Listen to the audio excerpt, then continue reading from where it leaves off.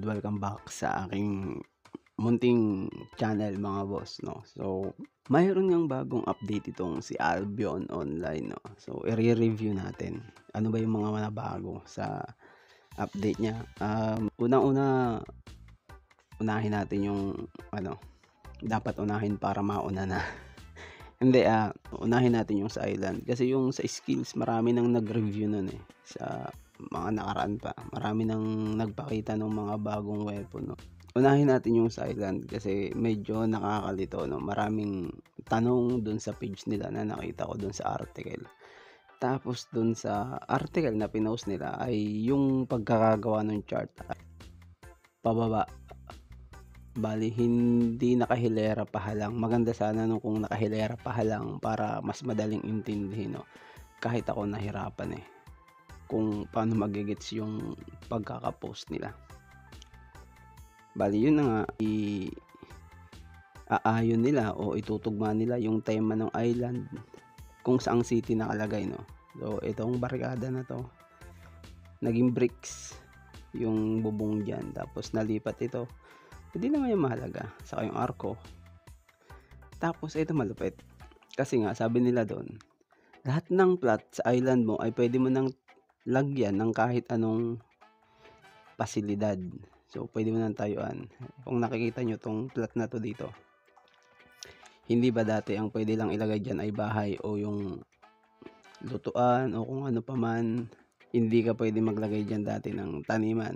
So nakikita nyo naman ngayon mga boss, may taniman na yan. Tinesting ko yan, ayan. So kapag mayroon kang maximum level ng island o max level, mayroon kang 15 sa parang 15 nga, 15 na plot na pagtataniman. Hindi kasama tong nasa gitna kasi syempre mas maganda nang mag-build ka ng bahay para may storage ka kaysa doon sa magdagdag ka ng magdagdag nung storage doon sa ng room doon sa storage sa city, no. Mahal ang bayad doon.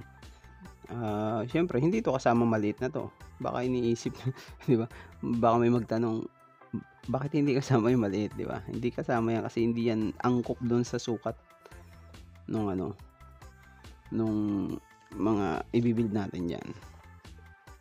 Tapos yun nga, kung tama yung pagkakaintindi ko, kapag daw yung pinakain mo dun sa hayop ay yung paborito niyang pagkain, mas konti yung consumption ng pagkain. Dito sa baboy, ang paborito niyan ay mais. Tapos ito naman ay patatas. Dito cabbage. Hindi lahat ng hayop may paboritong pagkain. Baka ini-expect natin lahat ng hayop magkakaroon ng paboritong pagkain. So parang ang nilagyan lang nila ditong mga hayop ay yung may mga produce. Gaya ng kambing, nagpo-produce siya ng gatas. Yung itong gansa nagpo-produce ng itlog. Ngayon yung mga pananim na yan, may bonus na din.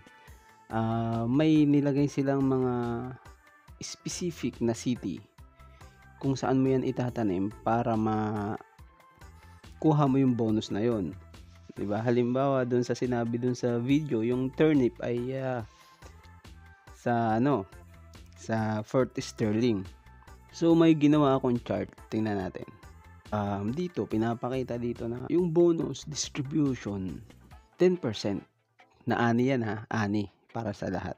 Hindi ganyan yung pagkakalatag nila nung chart nila. Bali inedit ko lang to. Kung titingnan mo yung nilatag nilang chart doon ay malilito ka talaga. So dito sinasabi nga nila na ang distribution nila ay 10% para sa lahat. So kung makikita nyo dito sa chart, sa Limhurst ang crop yung basta yung crop na yung para sa Limhurst ay yung pumpkin. Tapos sa herb naman, yan, crenellated burdock. Tapos yung hayop naman ay goose. Tapos additional na lang yung carrots, no. So sabi nila, ang hayop kapag inalagaan mo dun sa city na sinabi nga ng developer na kung saan makaka-acquire ka ng bonus na 10%.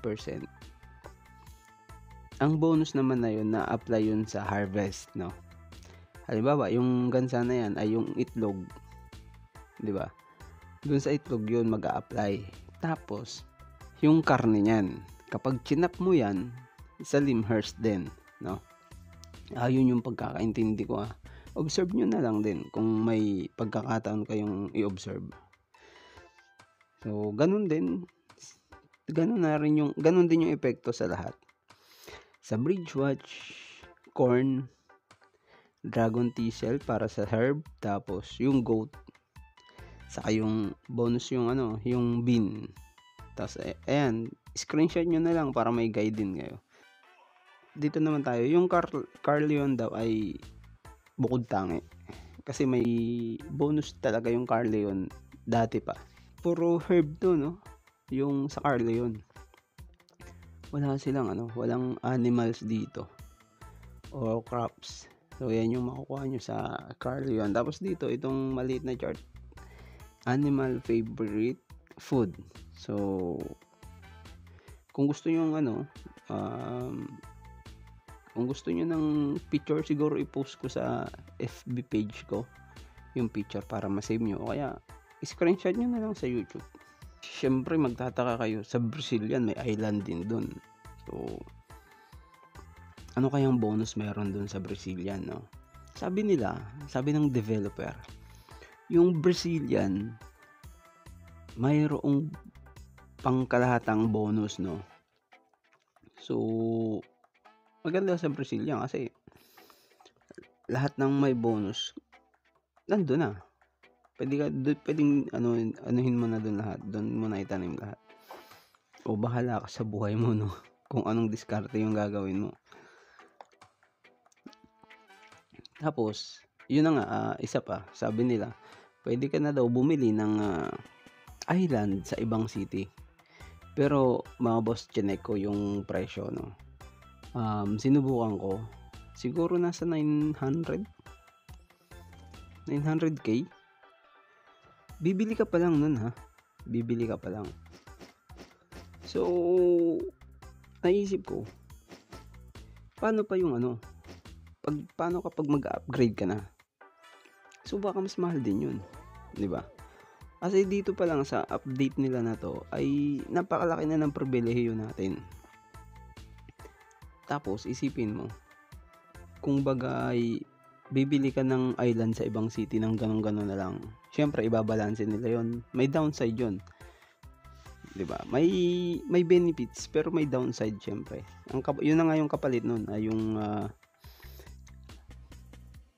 mahal, no? Buti pa yung island mahal. Tapos ang tanong, 'di ba? Dito sa island mo, kung lahat ng plot dito sa island mo, kung meron kang max level na island, may 15 plot ka na 'di ba? Kung nagsisimula ka pa lang na mag-island, tapos ganyan nakarami yung plot, papanuhin mo ngayon yung focus points. Importante yung focus points para hindi ka malugi dun sa seeds, lalo na kung high tier yung gusto mong i-master, tapos mababa pa yung master mo, no? Mahalaga dun yung focus points. So kailangan aralin yung pagmamanage nun. So dito para ma-unlock nyo tong tracker, ito ang sabi lang dito, patay kayo ng tier 3 na mobs. Kahit na hindi na tier 3, tier 4, tier 5 na mobs, pumatay kayo, ma-unlock nyo yan.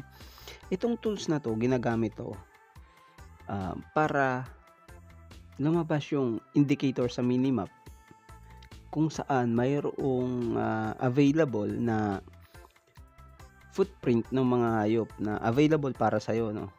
Mas mapapadali yung paghahanap mo ng marka ng mga hayop sa pamamagitan ng tools na yon. May mga makukuha ka kasi doon sa hayop na yon. Kapag hinand mo yon, may mga makukuha kang sangkap sa bagong potion, sa weapon. Tapos may mga bago yatang mount, mga boss. Kasi wala to nung dati, di ko to napapansin dati. Nakita ko lang to Tier 6 na usa, hindi ba ano lang 'yun, dati ito lang, Tier 4 lang dati kasi kadalasan dati moose lang yung ginagamit natin na Tier 6 'no. Tapos ito bago din yata 'to, yung Ghost Wolf, 'di ko sure, kung bago 'to, pero parang ngayon ko lang 'to nakita din.